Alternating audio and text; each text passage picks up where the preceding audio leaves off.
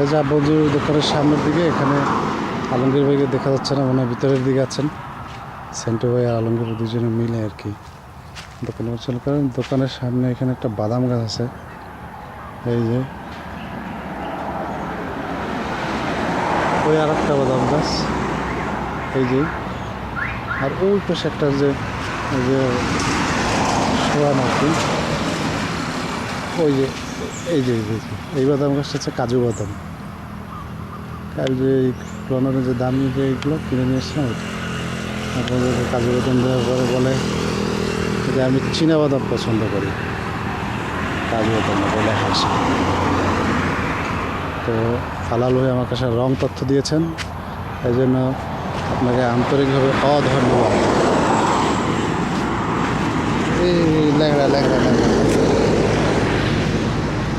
ওই যে আলমগীর ভাইকে দেখা যাচ্ছে দোকানে বই করতেছে, মনে হয় মালামাল।